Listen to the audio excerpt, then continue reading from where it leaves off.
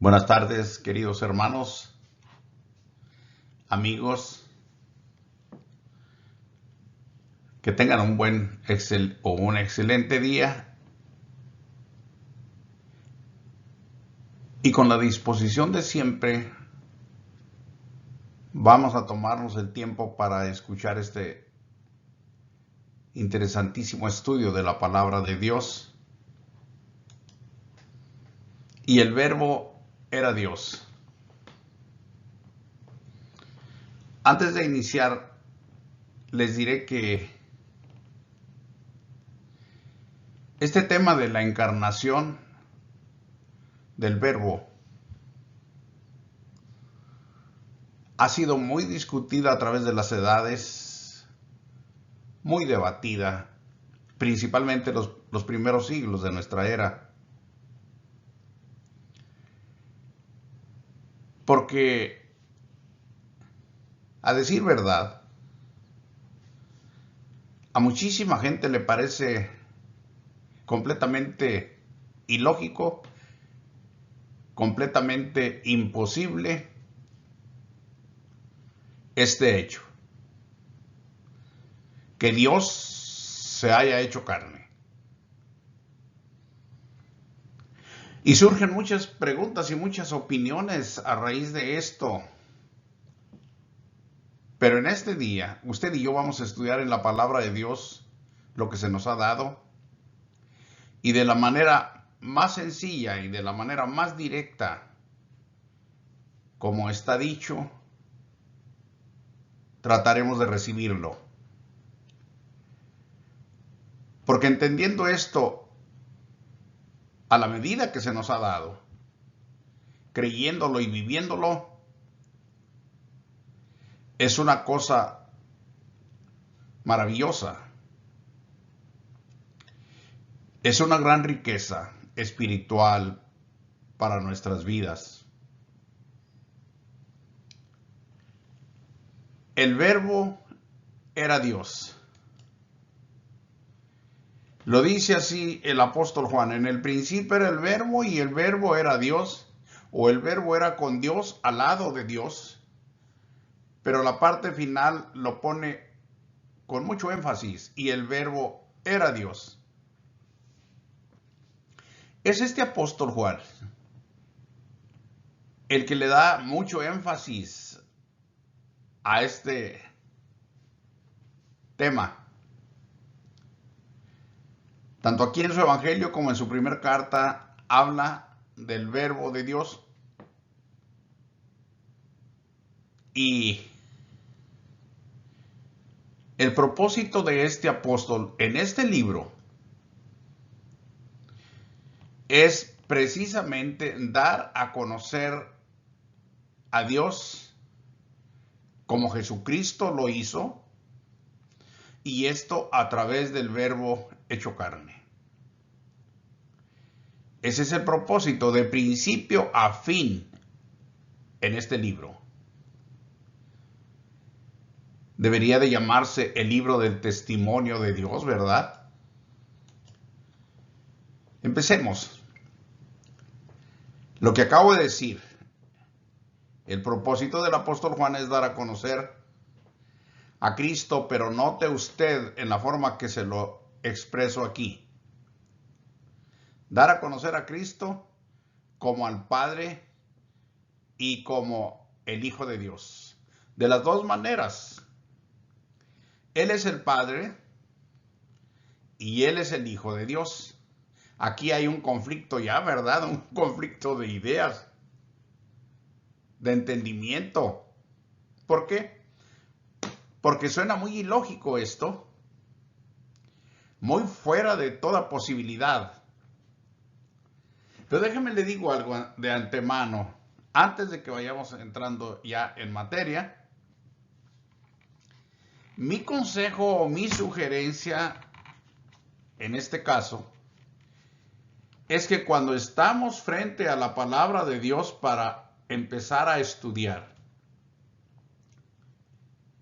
tratemos de estar con un corazón y una mente bien dispuestos, llenos de humildad, llenos de obediencia, de temor a Dios, de respeto, de deseo de conocerle, de oírle, y de todas estas cosas que son muy necesarias. Porque no olvide esto, nosotros somos seres humanos, Dios es divino, Él es eterno. En nada nos podemos comparar al gran Dios, creador del cielo y de la tierra y el sustentador de todo, como lo vamos a ir viendo. A partir de este punto, nosotros seamos conscientes y usemos siempre nuestro razonamiento objetivo delante de Dios. Cuídense y cuidémonos de ser subjetivos. La persona que utiliza su razonamiento subjetivamente se cierra su mente, su capacidad de entender las cosas y no permite entrar la información de Dios. Y establece su conciencia, su capacidad de razonar y pensar como lo máximo, por encima de Dios. No se abre porque el dictamen de su conciencia es lo último. Y lo que su conciencia no acepta, la persona no lo acepta.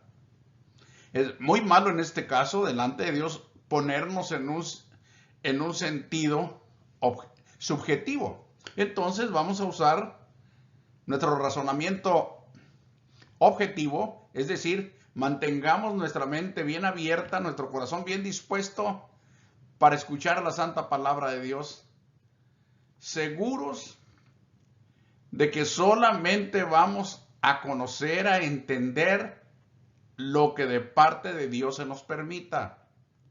No querramos nosotros conocer las cosas de Dios en su totalidad o en su plenitud, porque eso no va a ser posible nunca, nunca, nunca, nunca.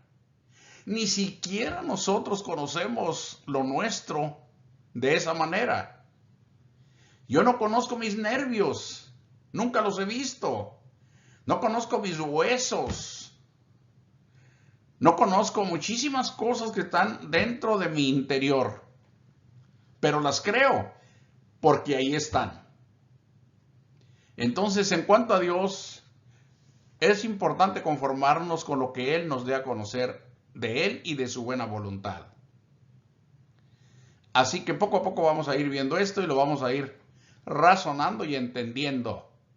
No es que aceptemos cosas por ignorancia, no. Conocemos y aceptamos la voluntad de Dios completamente hasta donde Él nos lo permite, que es más que suficiente para nosotros. Juan da a conocer al Hijo de Dios en el Verbo que se hizo carne. Ahí lo va a poner de manifiesto. Mire lo que dice.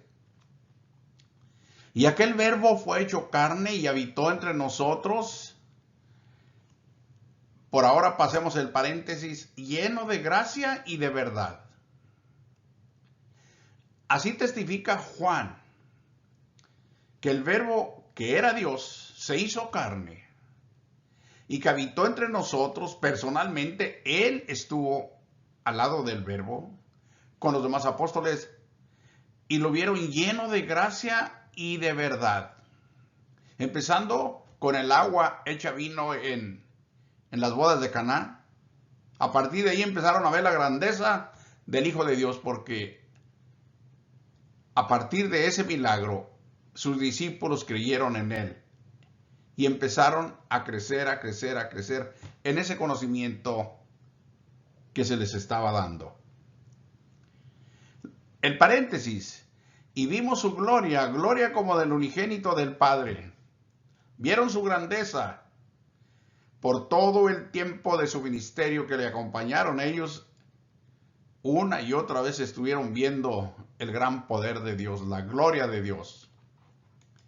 Bien, en el Verbo hecho carne, el Hijo, note usted cómo lo planteo aquí. En el punto 1, Juan da a conocer al Hijo de Dios a través del Verbo hecho carne. En el punto 2, en el Verbo hecho carne, el Hijo mismo, Jesucristo, da a conocer al Padre. Qué cosa más maravillosa, ¿eh? En lo que realmente mucha gente ve contradicción e imposibilidad de aceptar o de creer, son cosas maravillosas para el que cree en Dios, para el que conoce a Dios, para el que ama la sabiduría de Dios. Y ese espero que sea usted, que sea yo. Dice el capítulo 1, verso 18 del mismo libro: a Dios nadie le vio jamás, porque Él es espíritu. Nadie lo vio jamás. El unigénito Hijo, el que se hizo carne, de quien estamos hablando, que está en el seno del Padre dando o sugiriendo dentro del Padre, Él le ha dado a conocer, porque a eso vino. Allá en su oración del capítulo 17 dice: Padre, yo he dado a conocer tu nombre. Él vino a darlo a conocer. Y en la primera carta de este mismo apóstol, el capítulo 5, verso 20, dice allí: sabemos que el Hijo de Dios ha venido y nos ha dado entendimiento. Pero luego, ¿para qué? Para conocer al que es verdadero. Y estamos en el verdadero, dice ahí, en su Hijo Jesucristo. Este es el verdadero Dios y la vida eterna. Una cosa importantísima y clarísima y digna de ser, como dice la Escritura, recibida por todos. El propósito de todo este libro es dar a conocer al Padre y al Hijo en el Verbo que se hizo carne. No vea usted esto como una repetición vacía o como una pérdida de tiempo, no. Mejor véalo como una especie de constante retroalimentación de manera inmediata, para que no se nos olvide lo que estamos estudiando, para que podamos reafirmar y ir creciendo más y más en este conocimiento a través de esta constante repetición. El propósito de este libro es dar a conocer al Padre y al Hijo en el Verbo hecho carne. Y al final de nuestro estudio terminaremos completamente convencidos de esto y con una enorme riqueza en el corazón, con un beneficio grande que Dios nos concederá. En Juan 14:10 dice: ¿no crees que yo soy en el Padre? Los judíos una y otra vez, hablando Cristo con ellos, no le creían, no le entendían, no podían aceptar sus palabras. Y les explica en detalle y aún así no. Y le preguntan una y otra vez y no entienden o no aceptan. Pero aquí dice la pregunta que hace el Señor aquí: ¿no creéis que yo soy en el Padre y el Padre en mí? Y está hablando con sus discípulos. Acuérdense que Felipe le dijo: Señor, muéstranos al Padre y nos basta. Tomás le dice: no sabemos a dónde vas, ¿cómo podemos saber el camino? Y una serie de cuestionamientos incluso, como estamos viendo aquí, de parte de los apóstoles. Y aquí les preguntan: ¿no creéis que yo soy en el Padre y el Padre en mí? Qué pregunta, ¿verdad? Qué grandiosa pregunta. Y luego les aclara, les ayuda, les explica: las palabras que yo os hablo, no las hablo por mi propia cuenta, sino que el Padre, vea usted, el Padre que mora en mí, Él hace las obras. aquí hay una ayuda enorme para usted y para mí. El Padre que mora en mí, Él hace las obras. En la pregunta dice, yo soy en el Padre y el Padre es en mí. Bien, a Él lo tenían los apóstoles cara a cara, físicamente hablando. El Padre es espíritu y no lo veían con estos ojos. Pero Él les dice, el Padre está en mí, vive en mí, mora en mí. Y luego para ayudarles les dice, el Padre que mora en mí, Él hace las obras. Ahí está la evidencia visible. Las obras, los hechos, los milagros. Cristo dice, los hace mi Padre que está en mí. En el 20:30 dice, hizo además Jesús muchas otras señales en presencia de sus discípulos, las cuales no están escritas en este libro. Muchas otras que no se escribieron. Pero estas se han escrito para que creáis que Jesús es el Cristo, el Hijo de Dios. Vea usted, las señales se han escrito, se han quedado escritas en este libro, para que los hombres, tanto de aquel tiempo como de este, creamos que Jesús es el Cristo, el Mesías, el Hijo de Dios, y para que creyendo tengáis vida en su nombre. El testimonio de Juan es verídico y es confiable. Si él está diciendo esto es porque es la verdad. Al final del libro escribe esto. Este es el discípulo que da testimonio de estas cosas.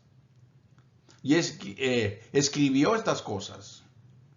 Y sabemos que su testimonio es verdadero. Debemos creer en el Verbo hecho carne tal como se nos está presentando. El apóstol Juan y el apóstol Pablo son los que más énfasis ponen en esto, de que Jesucristo es el creador de todo el universo. Si Dios se hizo carne y se manifestó como Padre y como Hijo, como creador de todo, entonces Él es el dueño de todo. Dice el 3 del capítulo 1 de Juan, donde empezamos. Todas las cosas por Él fueron hechas, por el Verbo que se hizo carne. Todas las cosas por Él fueron hechas y sin Él nada de lo que ha sido hecho fue hecho. Todo fue criado por el Verbo que se hizo carne. Acuérdese, el Verbo es el Hijo de Dios, pero el Verbo es el Dios eterno. Pablo lo dice en Colosenses 1:15. Él es la imagen del Dios invisible, lo que le acabo de decir. El primogénito de toda creación, primogénito como dueño. Verso 16. Porque en Él fueron creadas todas las cosas, las que hay en los cielos y las que hay en la tierra, visibles e invisibles, sean tronos, sean dominios, sean principados, sean potestades. Todo fue creado por medio de Él y para Él. Maravilloso, completamente grandioso. Él, Cristo, el Verbo hecho carne, es la imagen del Dios invisible, el primogénito de toda creación. ¿Por qué? Porque en Él fueron creados. No vamos aquí a discutir que Jesucristo no es eterno porque es el primero en la creación de Dios. No vamos a discutir eso. Mejor vamos a entender el verso 15 en base al verso 16. ¿Por qué es el primogénito de toda creación? ¿Y por qué es la imagen del Dios invisible? Porque en Él fueron creadas, o por Él fueron creadas todas las cosas. entonces Él es el dueño. La palabra primogénito desde el Antiguo Testamento significaba que Él era el dueño completamente de todo lo del Padre.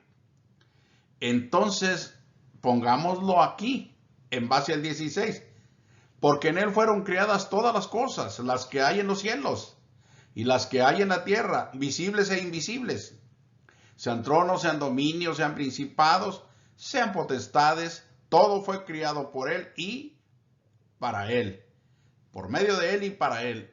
Concluimos el dueño absoluto de todo. Y Él es antes de todas las cosas y todas las cosas en Él subsisten. Una breve explicación de lo que ocurre cuando uno va en la investigación, cuando uno está estudiando, escudriñando y analizando las cosas, pues uno tiene que tratar de ver por donde Dios se lo permita, además del conocimiento bíblico. En el terreno extrabíblico hay muchas cosas que debemos considerar y aprender para poder, en algún caso necesario, relacionar o explicar con base bíblica. Por ejemplo, la filosofía, a la que Pablo aconseja que se tenga mucho cuidado, para no ser, en la carta a los Colosenses, para no ser llevados erróneamente por algunos principios filosóficos. Yo siempre he dicho, difícilmente podrá un hombre salvarse del engaño de algunos principios filosóficos si no conoce filosofía. Entonces, por esa razón, es bueno que uno, aunque sea lo más elemental, pero es necesario conocer esas cosas, sobre todo uno que le gusta enseñar la palabra de Dios, debe tener conocimiento de esto para no caer en esas ideas. Por ejemplo, el determinismo. Dentro de la creencia del cristianismo hay muchísimos principios del determinismo que no son bíblicos, es filosofía. Pero si no se conoce, nadie va a señalarlos, ¿verdad? Bueno, les digo esto porque cuando yo estaba estudiando, en primera ocasión hace muchos años, alguna de la filosofía antes de Cristo, Sócrates, por ejemplo, 500 años antes de Cristo, y leí yo que en este mundo decía aquel libro, nada existe. Y cuando yo leí eso, me dieron ganas de hacer un lado el libro que estaba estudiando. Dije, ¿para qué estoy viendo esto? Si las conclusiones a las que están llegando son erróneas. No, aquí nada existe. Y luego dijo, todo subsiste. Y yo seguí leyendo. Y más adelante, con el tiempo, vine a entender la idea. Pero me encontré con que en la Biblia, como les digo, también en la Biblia se dan muchas palabras, muchos términos que se usan en lo secular. Y para uno hacer la diferencia o una aplicación correcta, necesita conocerlos en ambos terrenos. Cómo se usan o cómo se usaron. 17. Él es antes de todas las cosas y todas las cosas en Él, en Cristo, en el Verbo, que es la imagen del Dios invisible, en Él fueron creadas todas las cosas, en Él y para Él, en Él todas las cosas en este mundo, todo lo creado a lo que se refirió el 16, en Él subsisten. ¿A qué conclusión llegamos aquí entonces? Nada existe verdaderamente en el mundo, nada, ni siquiera los hombres. Entonces, subsisten. Nosotros, usted, yo, subsistimos. ¿Por qué? ¿Qué significa la palabra existir? Tener existencia o vida propia. Y nadie tiene eso. Perdóneme, pero nadie tiene eso. Gracias a Dios, gracias a Cristo Jesús, que ha creado todo y Él le mantiene aún hasta el día de hoy todo en pie. Todas las cosas en Él, en Cristo, subsisten. Qué hermoso, ¿verdad? Sin Él, nadie estaría aquí. La existencia viene del Señor. Subsistir significa que no tiene existencia propia, sino que le viene de alguna parte, y en este caso estamos viendo nuestra existencia viene gracias a Dios de Él en Cristo Jesús. Del verbo hecho carne aquí yo hago una aclaración o una pequeña aclaración. No diga usted cómo puede ser. O sea, no se detenga a cuestionar cómo puede ser que el Verbo sea el Hijo y sea el Padre. ¿Cómo puede ser que Dios se haya hecho hombre de carne y sangre como nosotros? Yo no recomendaría ponerse a cuestionar eso. Mejor esto que sigue. Mejor decir, ¿para qué se hizo carne? ¿Para qué se hizo el Verbo carne? ¿Y sabe qué? Para darse a conocer, gloriosísimo. Para dar a conocer al Padre y para dar a conocer al Hijo. Delante de todos los hombres. Porque es el dueño de todo.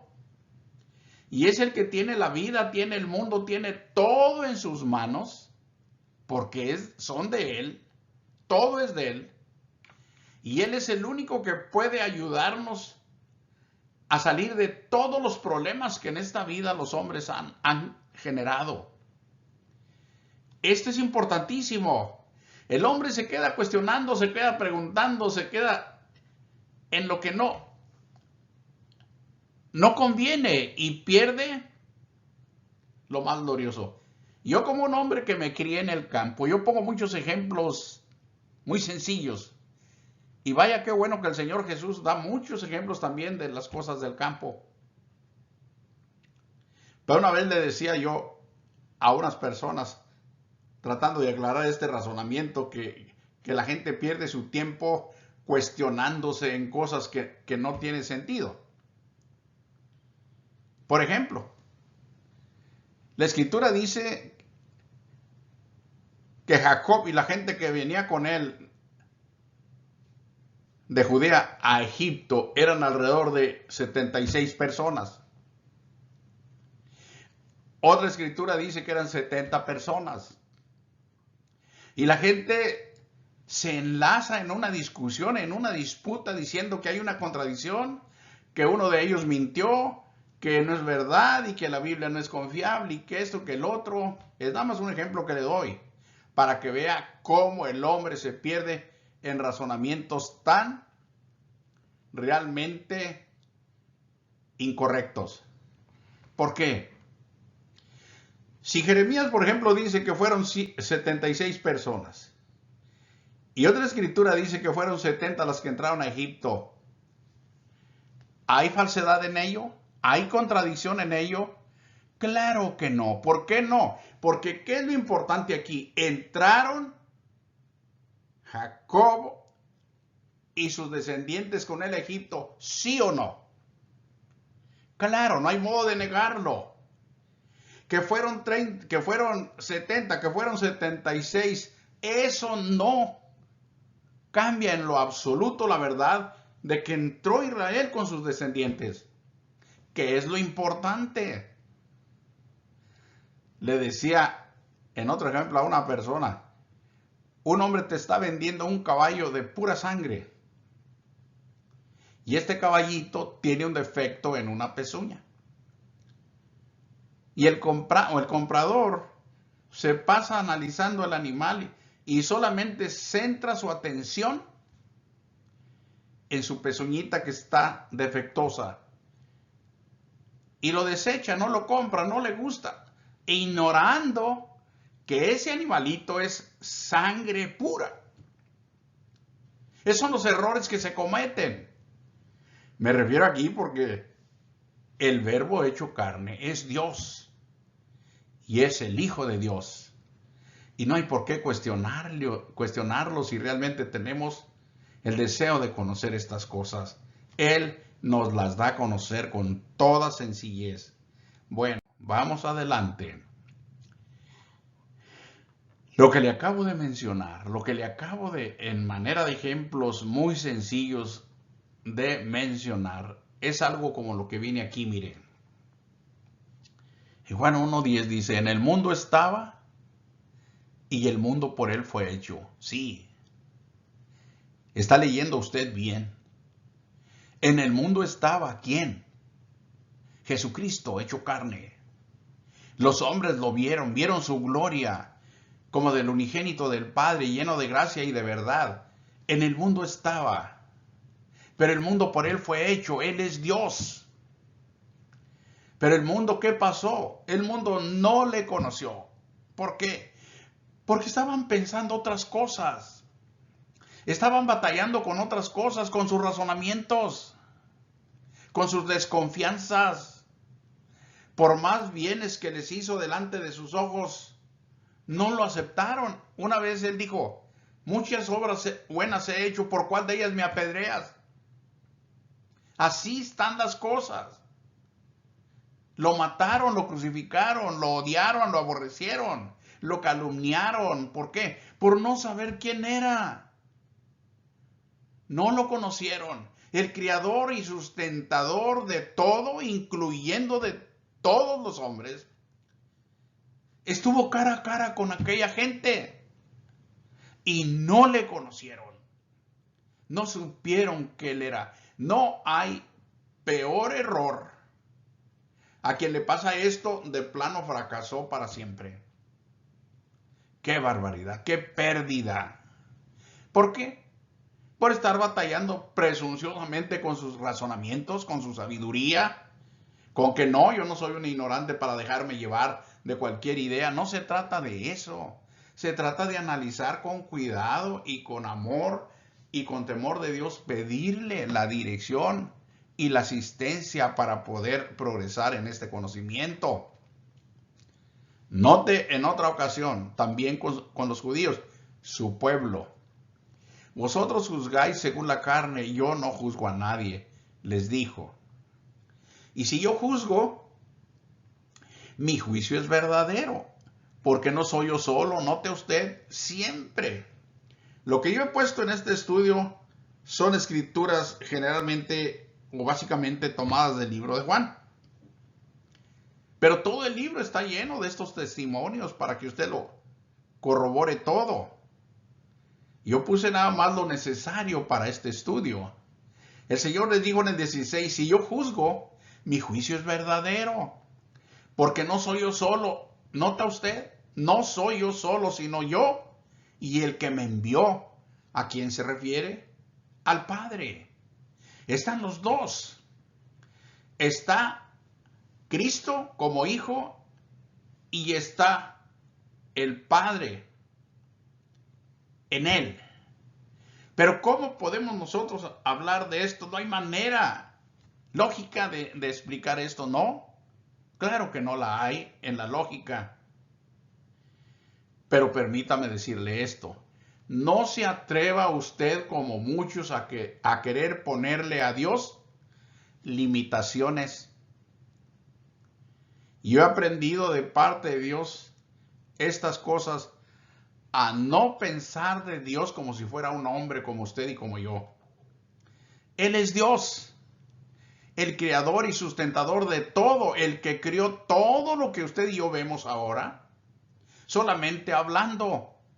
El que dijo sea la luz y hubo luz en el universo. Y lo fue ordenando todo con su palabra.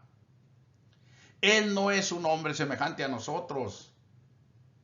Entonces, por favor, debemos pensar que Dios es un ser ilimitado. Óigalo bien. No tiene límite. No lo puede limitar ni el tiempo, ni el espacio, ni nada. Es eterno. Todo lo puede, todo lo sabe, todo lo ve y está en todo el universo. No hay forma de limitarlo. Él se hizo hombre sin dejar de ser padre, por supuesto. Él se hizo hombre y estaba en el Hijo y Padre en el mismo ser aquí en la tierra. Y estaba en su trono, claro. Él es Dios. No tiene límite. Por eso el apóstol Pablo escribe en la 1 Timoteo 3:16, indiscutiblemente grande es el misterio de la piedad. Dios fue manifestado en carne. No hay manera de negar que el misterio que es Dios, se hizo carne. Y aquí lo vemos. Esto no se puede negar nada más porque los hombres en su razonamiento no lo acepten. Él vino para darse a conocer. Y esta fue la forma perfecta que Él escogió, porque Él lo sabe, para darse a conocer. Y por eso estas palabras, como lo que el Señor está diciendo, si yo juzgo que para ellos les parecía, los oyentes de ese momento, les parecía injusto lo que estaba haciendo, mi juicio es verdadero, porque no soy yo solo, les dice, sino yo y el que me envió, el Padre. A Él se refería. Y en vuestra ley está escrito que el testimonio de dos hombres es verdadero. Yo soy el que doy testimonio de mí mismo, y el Padre que me envió da testimonio de mí. ¿Cómo? Ahora lo verá. Ellos le dijeron, pregunta, ¿dónde está tu Padre?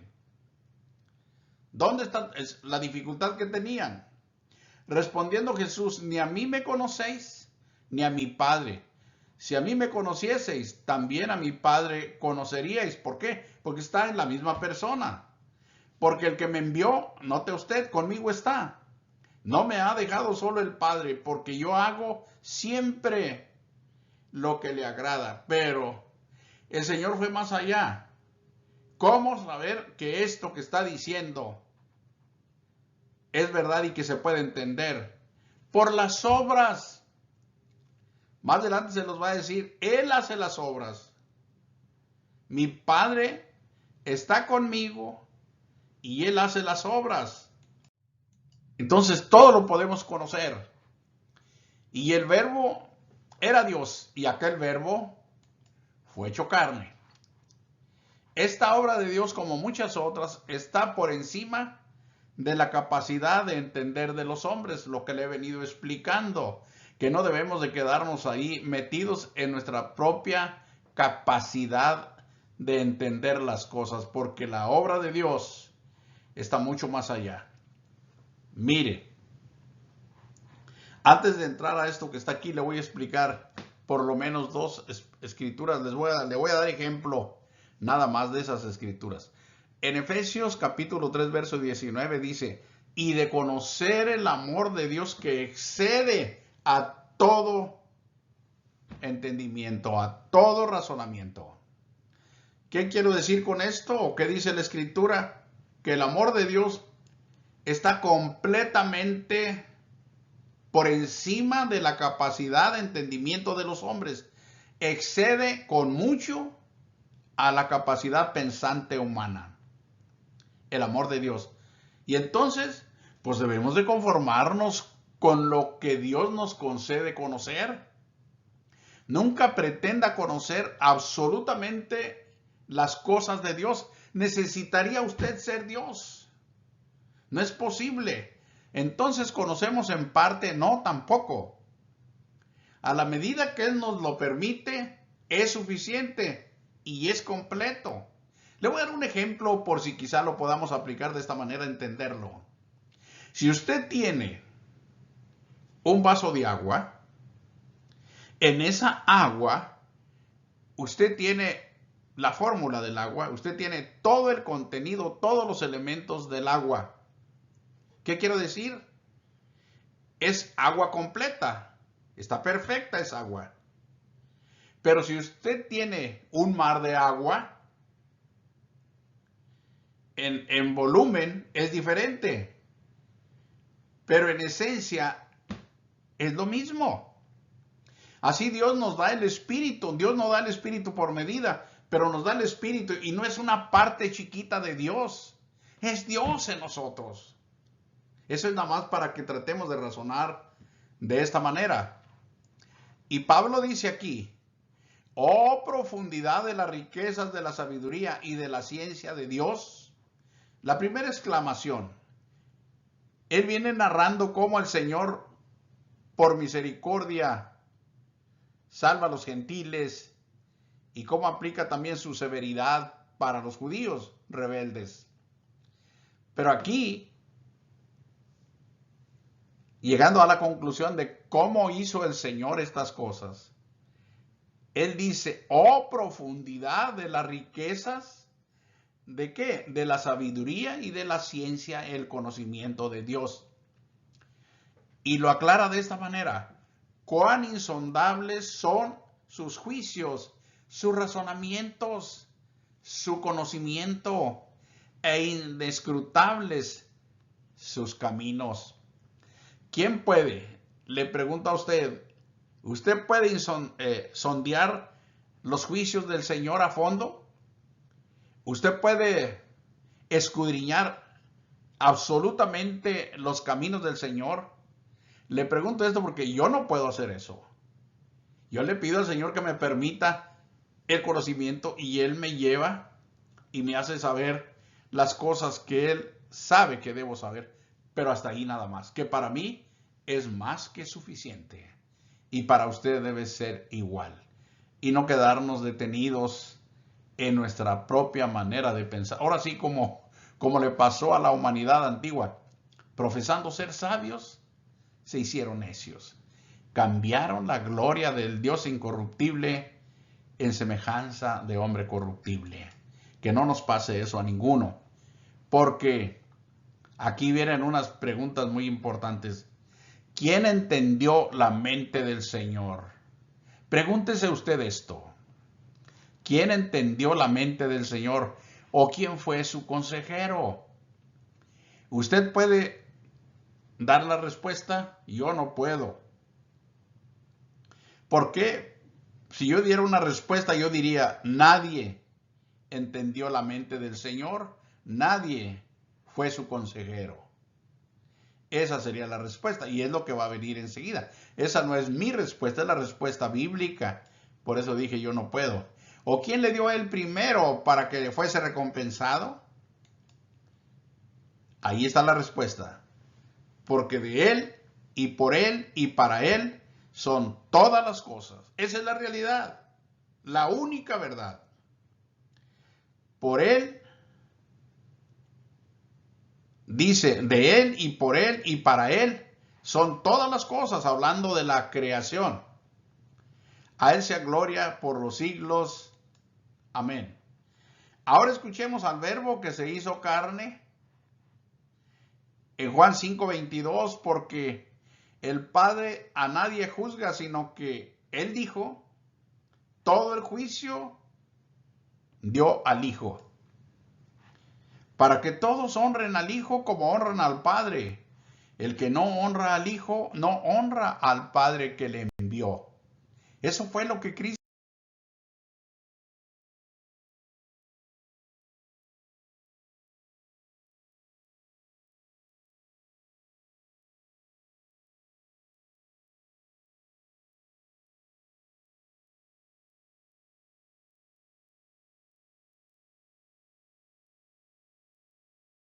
dijo de manera directa.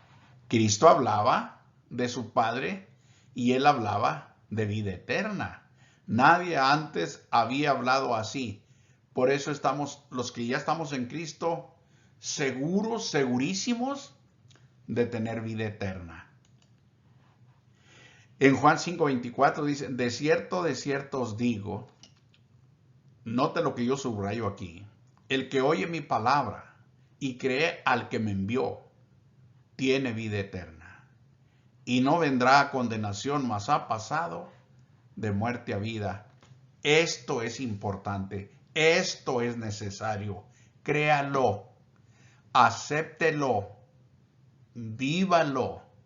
No haga caso de lo que en su entorno se diga o lo que algunos le aconsejen. No se desanime usted que cree en Dios, que cree en Cristo, pero no sabe cómo hacer las cosas. Escuche, atienda y obedezca al Señor Jesús. Él dijo, el que oye mi palabra es la verdad. ¿A qué se refiere? Él está presentando al Padre en él y la gente no lo acepta. Y él se está presentando como hijo del Padre y la gente no lo acepta. Y cree al que me envió. ¿Ve usted? Esa es su palabra, eso es su mensaje. Cree al que me envió, dice, tiene vida eterna y no vendrá a condenación, mas ha pasado de muerte a vida. Claro que en todo esto usted y yo sabemos que es necesario conocer, bueno, qué tengo que hacer para recibir estas cosas, la vida eterna, el perdón, la salvación, todo esto. Tendríamos que hablar todavía de muchas otras cosas, la obediencia sobre todo, el conocimiento y la conversión, el bautismo en Cristo, la justificación, el don del Espíritu Santo y tantas cosas que hay que el Señor nos da. Lo dice el dueño del mundo, lo que acabamos de ver en el verso 24. El dueño de todo, como lo hemos visto. Lo ofrece el creador de los hombres. El que en mí cree, el que cree en mi palabra, no me cree a mí, cree al que me envió. Y el que cree esto tiene vida eterna y no vendrá más a condenación, mas ha pasado de muerte a vida. El verso 26, porque como el Padre tiene vida en sí mismo, así también ha dado al Hijo tener vida en sí mismo. Qué igualdad, ¿verdad? Perfecta igualdad. Verso 21. Porque como el Padre levanta a los muertos y les da vida, así también el Hijo a los que quiere da vida. ¿Ve la semejanza? ¿Ve la igualdad entre Hijo y Padre? En esto debemos estar bien seguros en lo que estamos viendo porque lo hemos hecho, lo hemos creído. Y aquí viene lo que sigue. 1 Juan 5:11. Y este es el testimonio. Habla del testimonio del Padre. Que Dios nos ha dado vida eterna. Les decía que hablaba de vida eterna en el punto 1. Dios nos ha dado ya a los que ya estamos en Cristo, vida eterna. Y esta vida está en su Hijo. El que tiene al Hijo tiene la vida. El que no tiene al Hijo de Dios no tiene la vida. Le aclaro un poquito aquí. A veces nos hemos quedado cortos los que enseñamos y no hemos explicado las cosas de manera más apropiada, más clara, más convincente, vaya. Y nos hemos quedado en cierto punto nada más y hemos limitado la bendición de Dios a nuestra manera de pensar. Y de esta manera también hemos evitado que los seguidores de Cristo disfruten de la vida en abundancia que Él nos trajo cuando estuvo en la tierra para llevar a cabo su sacrificio. ¿Por qué les digo esto? Porque el verso 11 y 12, como que no se ha sabido entender y no se ha tampoco vivido su contenido. Este es el testimonio, es lo que dice el 11. Esto es lo que nos dice el Padre, que Dios nos ha dado vida eterna, tiempo pasado. Nos ha dado en tiempo pasado. No nos dará en el futuro. Y esta vida ahora la ubica. Está en el Hijo. Está en su Hijo. De manera que el que tiene al Hijo tiene la vida. ¿Cuál vida? La vida eterna. Porque Cristo es la vida eterna. La que se nos manifestó. Y a la que Juan dijo, la hemos visto. Y testificamos y os anunciamos la vida eterna. Primera de Juan 1 hasta el 6. La cual estaba con el Padre y se nos manifestó. Lo que le quiero decir, ya Dios se la dio a usted que está en Cristo. Disfrútela. Yo sé, y se ha puesto casi siempre la vida eterna, hasta después del juicio final, hasta después de la resurrección física. Hasta entonces, dicen, se va uno a dar cuenta y va a estar seguro de que tiene la vida eterna. Claro que eso de que hasta entonces va, eso se le llama el premio final. Eso se le llama, como dijo Pablo, la corona de justicia. Eso es la premiación final. pero la vida eterna empieza aquí. No crea usted que aquí no tiene vida eterna hasta después del juicio final. No. Tampoco esté esperando usted el juicio final para que ahí se apruebe que usted está con Dios o no está con Dios. Eso tampoco es correcto. Usted debe estar seguro y ser fiel hasta la muerte de que usted está en Cristo y que usted ha recibido del Padre vida eterna, y vívala, créala. Claro, si usted se va al pecado, si usted anda con vidas a medias, días en el pecado y días con Dios, así no piense recibir vida eterna alguna, porque ni aquí ni allá la va a recibir. Pero estamos hablando de cosas serias, de gente responsable como usted, gente entendida, gente que no juega con las cosas del Espíritu, gente que lucha, gente con temor y amor de Dios, gente que está entregada a la buena voluntad de Dios, y que con toda esa entrega estemos llenos de defectos. Hemos conocido el gran amor del Señor y su gracia, cómo nos cubre todo con su gran bondad, y que Él es nuestro abogado y que Él es nuestro gran sumo sacerdote, y que nosotros no dependemos de nuestra propia justicia ni de nuestra gran bondad, sino de el Señor Jesucristo, que es nuestro todo en todos. Seguimos. Jesús les dijo: yo soy el pan de vida, y el que a mí viene nunca tendrá hambre, y el que en mí cree no tendrá sed jamás. ¿Qué lecciones? Muchísimas lecciones que el Señor dio, pero muy interesantes, muy sustanciales. Él dijo: yo soy el pan de vida. Miren nada más. Para entender bien el concepto bíblico de pan de vida, pues es eso, pan que da vida, que quien lo come, como Él dijo, jamás vuelve a tener hambre. El que a mí viene nunca tendrá hambre, y el que en mí cree no tendrá sed jamás. Pan y agua, conceptos importantísimos en este mundo y en la vida del hombre para vivir. Pero el Señor es el pan de vida, pero vida eterna. Pan del cielo, como lo va a decir enseguida. El Verbo se hizo carne para quitar nuestros pecados, pero también, terminando la letra C, el pan que Él nos da, lo va a decir más adelante, es un pan que, espiritualmente hablando, nunca volveremos a tener hambre. Y el Espíritu Santo, que es el agua de vida, nunca jamás volveremos a tener sed. Es importante creerle al Señor y obedecerle. El Verbo se hizo carne para quitar nuestros pecados, y en Hebreos capítulo 1 verso 2 dice: en estos postreros días nos ha hablado por el Hijo, a quien constituyó heredero de todo y por quien asimismo hizo el universo.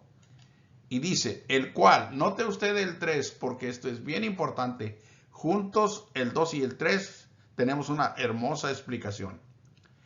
El cual, siendo el resplandor de su gloria, el resplandor del Dios invisible, del Dios todopoderoso, y la imagen misma de su sustancia, del Dios antiguo testamentario, por así decirlo, y quien sustenta todas las cosas con la palabra de su poder, como ya lo hemos visto, habiendo efectuado la purificación de nuestros pecados por medio de sí mismo, esto en su carne, el Verbo hecho carne. Y luego que hizo todo eso, ¿qué pasó? Se sentó a la diestra de la majestad en las alturas, donde yo le decía que se hizo hijo, que estuvo en el mundo, que murió como hijo, y que era el Padre también, el Padre obviamente que no fue el que murió. ¿Se acuerda? Aquí no le voy a explicar eso, pero yo lo he explicado en otros estudios. ¿Se acuerda cuando el Señor dijo: Dios mío, ¿por qué me has desamparado? ¿A qué se refirió? Porque el Padre, cuando el Hijo está en la cruz como hombre, el Padre hubo necesidad de dejarlo solo.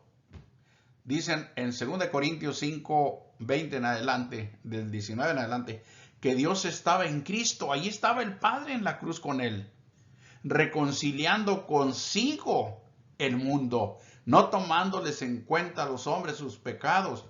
Pero si Dios sigue allí el Padre, Cristo no va a morir, porque Dios no muere. Entonces, hubo necesidad, la separación del Padre con el Hijo. Y es ahí donde el Señor dice, ¿por qué me has desamparado? Esa no es una queja. Esa es realmente la característica del gran dolor, del terrible dolor que la muerte le causó, la separación de su Padre. Y entonces en el 21 de allí del capítulo 5 de 2 Corintios dice, al que no conoció pecado, al Hijo, por nosotros lo hizo pecado. De ahí se separó el Padre, para que a nosotros se nos hiciera justicia de Dios en él. ¡Qué maravilla! ¡Qué verdadera bendición! ¡Qué salvación! ¿Cómo ignorarla? ¿Cómo rechazarla? ¿Cómo descuidarla? ¿Cómo perderla? De ninguna manera. Dios no lo permita, que nadie se quede de los que ya la tienen. Que nadie se desvíe. Dice el punto 2. El Verbo se hizo carne para darnos vida. Aquí está el capítulo 6, verso 21 de Juan. Yo soy el pan vivo que descendió del cielo. Arriba dijo en el 35, yo soy el pan de vida. Ahora en el 51 dice, yo soy el pan vivo. Y añade, que descendió del cielo. El Verbo se hizo carne. Si alguno comiere de este pan, vivirá para siempre. Y el pan que yo daré aquí ya aclara concretamente. ¿A qué se refiere el Señor? ¿Cuál es el pan que dice que descendió del cielo para que el hombre coma? Dice, es mi carne. A eso se refiere, la cual yo daré por la vida del mundo. En todo el capítulo les pareció que era una enseñanza de canibalismo a los oyentes en aquel tiempo. Y se empezaron a ir, al punto que a los discípulos también les dijo a los apóstoles, ¿se quieren ir ustedes también? Adelante. Pedro dice, Señor, ¿a quién iremos? Tú tienes palabras de vida eterna. Pero muchos ya no quisieron seguir escuchando, se fueron. El Señor hablaba en el capítulo donde estamos, 6 de Juan, el verso 63 dice, la carne para nada aprovecha, para aclarar esto que ellos no podían entender. El Espíritu es el que da vida. Y luego dice, las palabras que os he hablado son espíritu y son vida. No que la carne del Señor no aprovechara de nada, porque Él lo dijo allí, pero aquí dijo que su carne era la que iba a dar por la vida del mundo. Entonces, Él habla de su sacrificio. Él habla de venir a entregar su propia vida por el mundo. Ese es el Evangelio. Él habla de venir a morir por los pecadores para que tuviésemos vida. Y comerlo es comer su enseñanza con el corazón. A eso se refiere, que comer su carne y beber su sangre. Esto es lo que el Señor dijo, no solo de pan vivirá el hombre, sino de toda palabra que sale de la boca de Dios. El hombre no es nada más carne, el hombre es espíritu. Y el espíritu, como el cuerpo, necesita alimento. Nosotros necesitamos alimento para el espíritu, es alimento espiritual.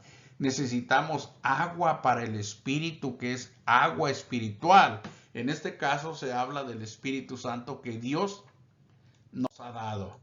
Luego, el Verbo se hizo carne para llevarnos a Dios. Importantísimos todos estos puntos. Por la sangre del pacto eterno. Miren nada más. Pedro apóstol escribió, porque también Cristo padeció una sola vez por los pecados. Y luego dice, el justo por los injustos. Lo que estamos viendo, ¿verdad? ¿Cómo es que Él vino a dar su vida por nosotros? ¿Y para qué? Para llevarnos a Dios.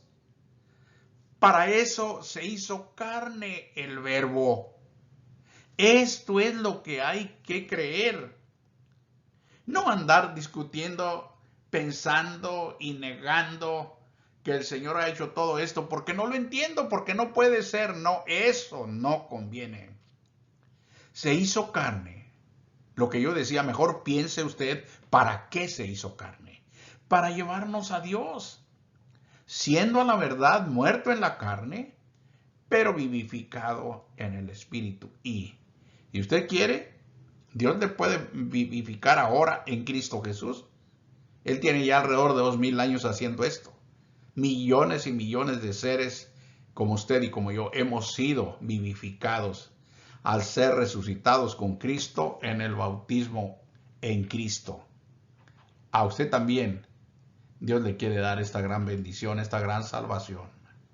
En Hebreos 10:19 dice, así que hermanos, teniendo libertad para entrar al lugar santísimo por la sangre de Jesucristo, el lugar santísimo es el cielo.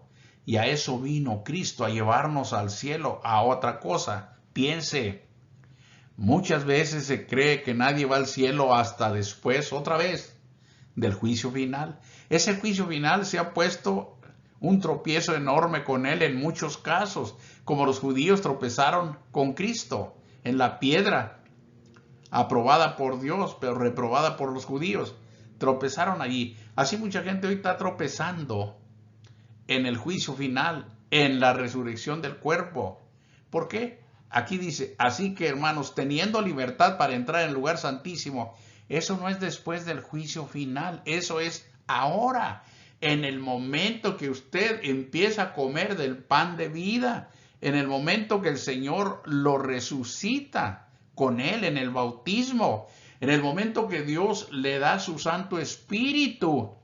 ¿Y esto cómo es hecho? Por la sangre de Jesucristo. Por eso les dije, se reduce y no se disfruta la vida en abundancia que Dios nos ha dado cuando nos explica esto bien.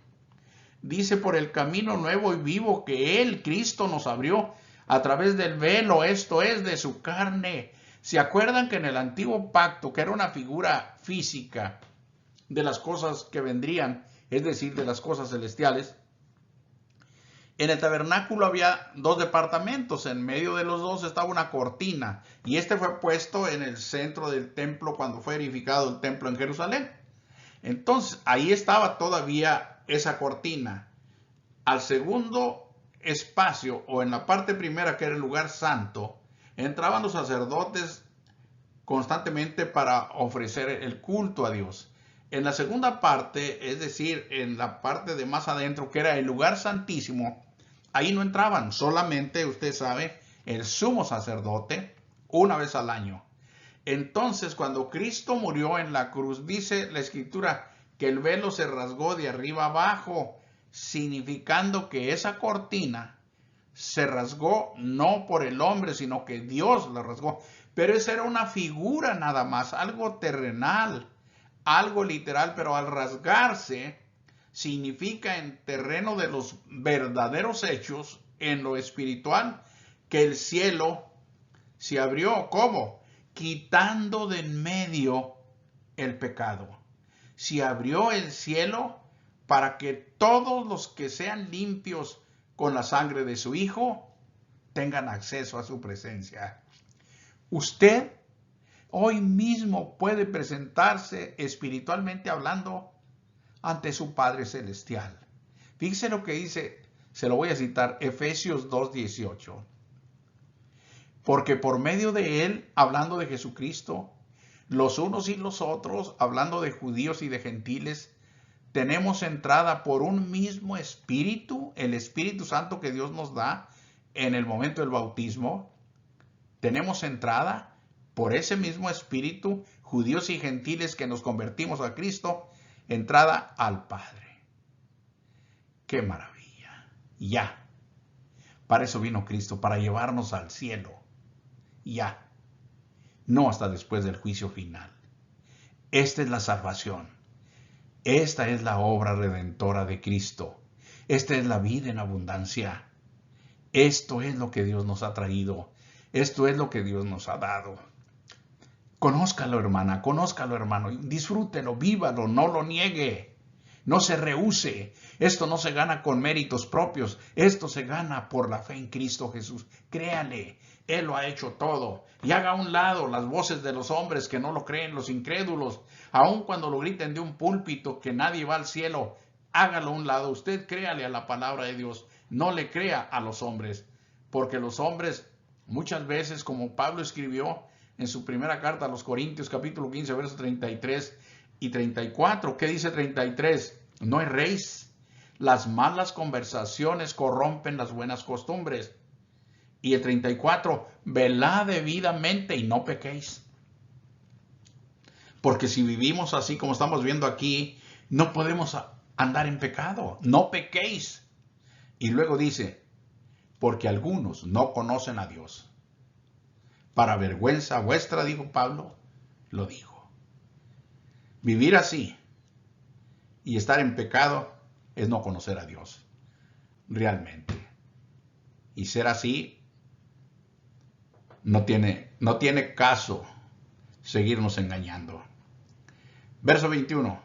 Y teniendo un gran sacerdote sobre la casa de Dios, acerquémonos con corazón sincero, fíjese nada más, en plena certidumbre de fe, que es la base. Purificados los corazones de mala conciencia, ¿cómo? Con la sangre de Cristo. Y lavados los cuerpos con agua pura. Acerquémonos confiadamente al trono de la gracia, día con día. Si usted es de los que creen que a Dios se le debe adorar en espíritu y en verdad, yo le pregunto, ¿también sabe dónde? ¿Dónde se le adora? ¿Cuál es el lugar de adorar al Padre en espíritu y en verdad? En su trono, en el trono de la gracia. Sí, cuando usted en esta tierra lo adora, usted puede estar en la cárcel, en el hospital, donde sea, pero su espíritu está libre. Y usted se presenta a la presencia del Señor para adorar, para darle gracias, para pedirle, para hacer todo lo que usted necesite hacer delante de Él. Maravilloso, hermosísimo. Como conclusión, nuestras almas han sido limpias con la sangre del pacto y con el Espíritu Santo de Dios. En Hebreos 9:14, ¿cuánto más la sangre de Cristo, habiendo hecho un paralelo con la sangre de los animales que se ofrecían en el antiguo pacto y que limpiaban la parte externa de las inmundicias de la carne? Dice, ahora, ¿cuánto más la sangre, no de aquellos animales, sino de Cristo, el cual mediante el Espíritu eterno, ve lo que le dije? El Espíritu eterno, ¿qué hizo? Se ofreció a sí mismo sin mancha a Dios. ¿Pero por qué? Por usted y por mí, hermano. Por eso hizo esto. Y limpiará, y limpia, por supuesto, nuestras conciencias de obras muertas. ¿Para qué? Para que sirváis al Dios vivo. Al Dios vivo no se le puede servir en obras muertas, en obras de pecado. No. Tiene que ser una conciencia limpia, una conciencia sin pecado.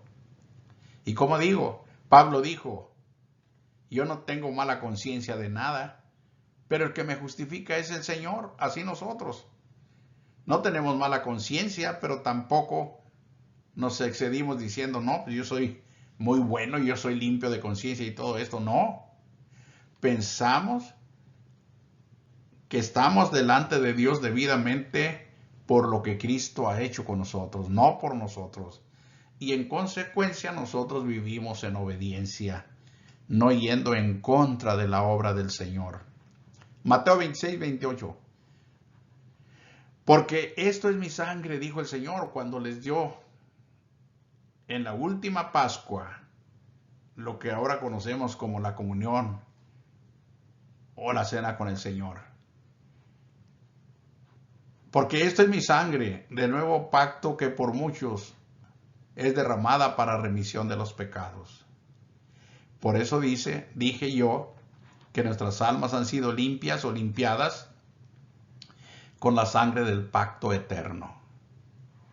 Por esto que estamos viendo. Pidámosle a Cristo que nos haga fieles y aptos para cumplir en todo con su buena voluntad. En Hebreos 13:20 dice, y el Dios de paz que resucitó de los muertos a nuestro Señor Jesucristo, el gran pastor de las ovejas, por la sangre, vea usted, del pacto eterno, os haga aptos para toda buena obra, para que hagáis su voluntad. Nos haga aptos en toda buena obra para que hagáis su voluntad, haciendo Él. Es lo que le estoy explicando, haciendo Él en vosotros lo que es agradable delante de Él por Jesucristo. Él, no nosotros. Aunque nosotros hagamos al 100% las cosas, siempre tendremos la necesidad que sea Él y no nosotros, porque lo nuestro no vale delante de Dios. ¿Se acuerdan que el Señor dijo, cuando hayas hecho todo lo que se te pidió decir, siervos inútiles somos? Es así. Siervos inútiles somos. Pero el Señor no es un siervo inútil. Él ha hecho todo por nosotros. Nosotros hicimos lo que se nos pidió, pero aún con todo necesitamos al Señor Jesús. El Verbo se hizo carne y habitó entre nosotros. Y nosotros, después de cientos de años, hemos visto también su gloria. Gloria como del unigénito del Padre, lleno de gracia y de verdad. ¿Por qué? Porque Él me ha dado mucho de su gracia y me sigue dando todos los días. Y de la verdad, ¿qué decir? Él me enseñó a hacer la diferencia entre una cosa y otra, entre lo que es pecado y lo que no lo es, entre una religión de hombres y la verdadera fe de Jesucristo. Él me enseñó a poder entender lo que es la verdad. 21 y terminamos. Os haga aptos en toda obra buena para que hagáis su voluntad, haciendo Él en vosotros lo que es agradable delante de Él por Jesucristo, al cual sea la gloria por los siglos de los siglos. Amén. Gracias a Dios, hermana, hermano, amigo, que Dios tuvo a bien hacerse carne. Y en esa manifestación, darse a conocer a todos los hombres como Padre y como Hijo. Que para nosotros no hay ninguna dificultad para entenderlo. ¿Por qué? Porque Él es Dios y Él puede hacer cualquier cosa de acuerdo a su voluntad. Bendito sea Él. Dios los bendiga y hasta la próxima.